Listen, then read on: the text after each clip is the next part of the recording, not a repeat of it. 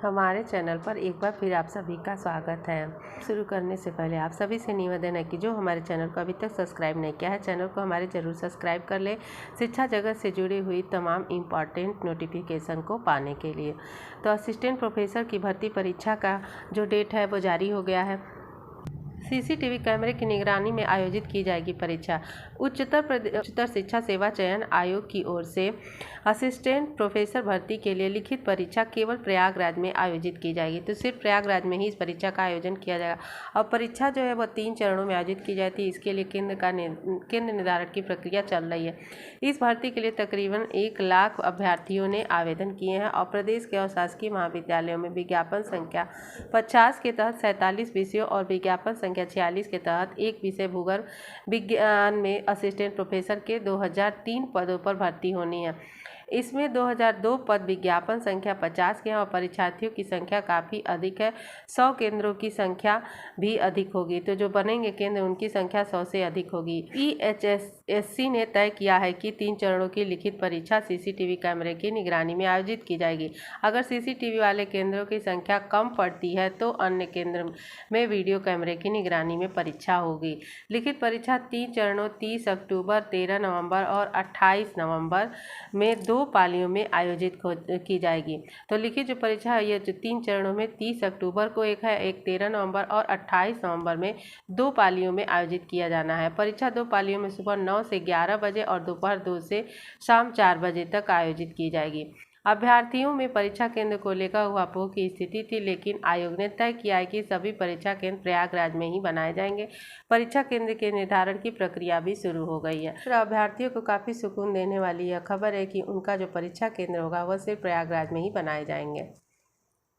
अगला news junior added शिक्षक भर्ती से संबंधित है कि हाईकोर्ट से राहत मिलने के बाद 2224 से ने किया है आवेदन। कोर्ट में जीते लेकिन समय कम मिलने के कारण आवेदन से चूक गए। तो यह पता नहीं सरकार और कोर्ट दोनों लोगों की मिली भगत का है कि अगर कोई मुकदमा होता है और उसमें जीत भी छात्रों के पक्ष में होती है, फिर भी अब उनका फ़ायदा उन छात्रों को नहीं मिल पाता, ज़्यादातर छात्रों को। तो ये बहुत ही गलत निर्णय हो रहा है। कई ऐसे मामले में देखा गया है कि कोर्ट का निर्णय आता है 1 हफ्ता पहले, 2 दिन पहले, जिससे फ़ायदा सबको नहीं मिल पाता है। तो ऑनलाइन आवेदन कराने के लिए युवा मंच कार्यकर्ताओं ने प्रदर्शन किया था। जूनियर हाई स्कूल में सहायक अध्यापक और प्रधानाध्यापक भर्ती परीक्षा 2021 की परीक्षा 17 अक्टूबर को है और हाईकोर्ट के आदेश पर सचिव परीक्षा नियामक प्राधिकारी ने स्नातक में 50% से कम अंक वाले अभ्यर्थियों को आवेदन का मौका दिया। आवेदन की अंतिम तिथि 7 अक्टूबर को। ऑफलाइन आवेदन के लिए पीएनपी कार्यालय में दिन भर अभ्यर्थियों की भीड़ जुटी रही। अभ्यर्थियों की भीड़ को देखते हुए बृहस्पतिवार को आधी रात तक आवेदन लिया गया। तो यह परसों की रात में ही आवेदन लिया गया था और सचिव परीक्षा नियामक प्राधिकारी संजय कुमार उपाध्याय ने बताया कि देर रात तक कुल 2223 अभ्यर्थियों ने आवेदन किया है। अब इन फार्मों की स्क्रीनिंग जल्द ही इनके प्रवेश पत्र वेबसाइट पर जारी कर दिए जाएंगे। वहीं युवा मंच अध्यक्ष अनित सिंह के नेतृत्व में तमाम युवाओं ने परीक्षा नियामक प्राधिकारी कार्यालय पर प्रदर्शन किया और उनकी मांग थी कि पीएनपी के हाईकोर्ट के आदेश पर आवेदन तो लिया, लेकिन सिर्फ ऑफलाइन मोड में ही आवेदन लिया गया।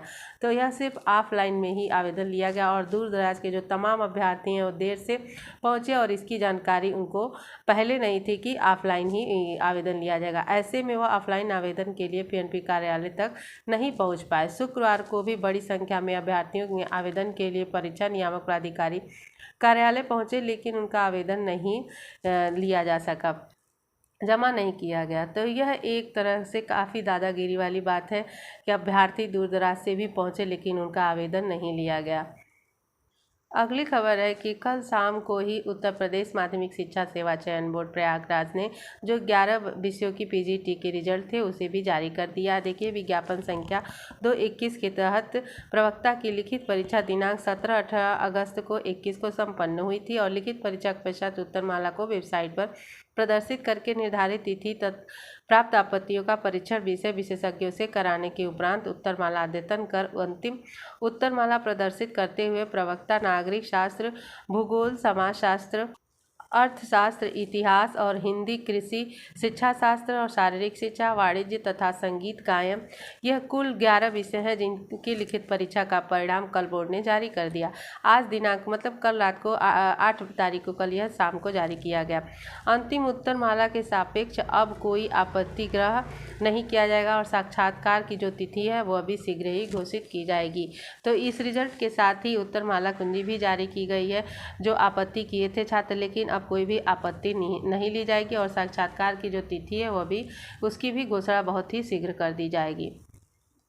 अगला न्यूज है कि टीजीटी 16 सामाजिक विज्ञान के अभ्यर्थियों को कॉलेज आवंटन में गड़बड़ी। इस पर तो हम परसों शाम को एक वीडियो आपको बनाकर दे चुके हैं, उसी से संबंधित न्यूज है।